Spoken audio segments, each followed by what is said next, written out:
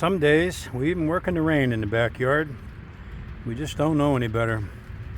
So this is the little piece of tubing that's underneath that aluminum strip that holds the fender up. There we see a bracket there for a fender brace, and it's kind of the same thing. Just find it.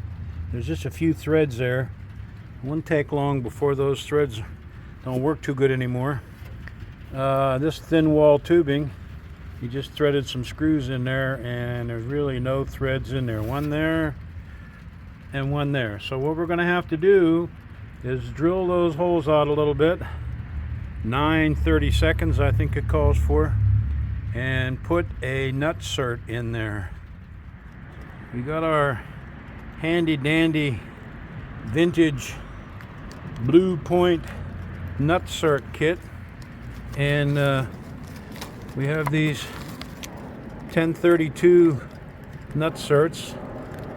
Get them replacements from Aircraft Spruce, which is a good company. But we have our tool and our little fixtures here.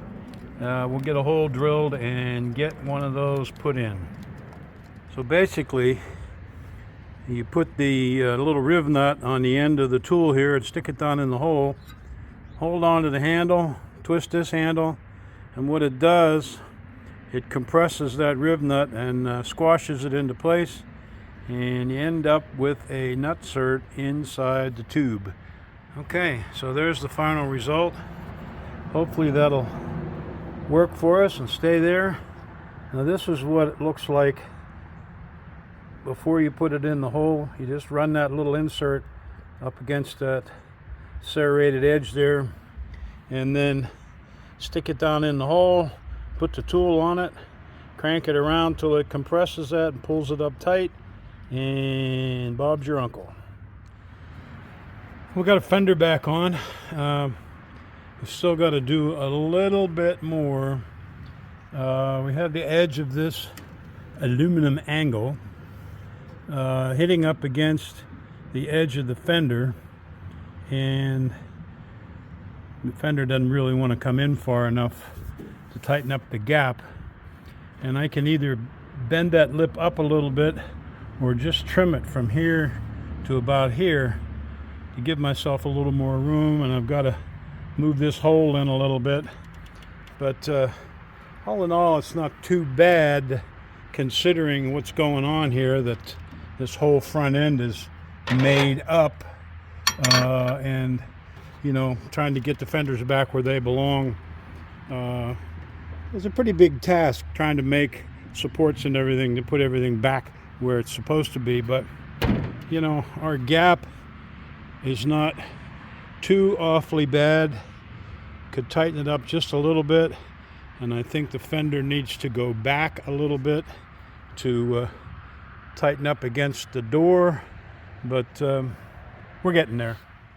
We were shopping on Facebook Marketplace, which is not always a good idea, but we stumbled across these BBK shorty headers, and they were a pretty good price, a real good price as a matter of fact. I don't know what we're going to do with them, but we'll figure something out.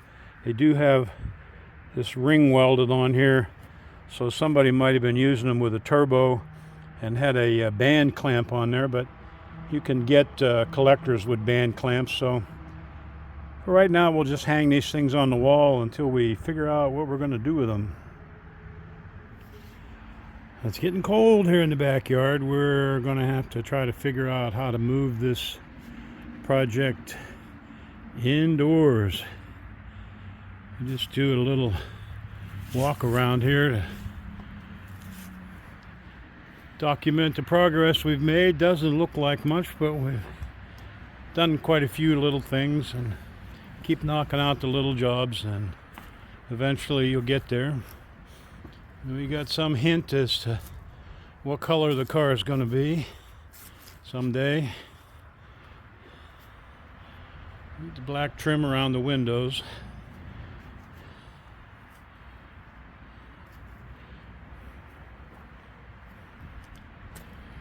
Still not real happy with that hood scoop. It's better than it was, but I'd like to cut it on more of an angle so it slopes a little to the rear. I'm going to have to think about that, see if I can get that done.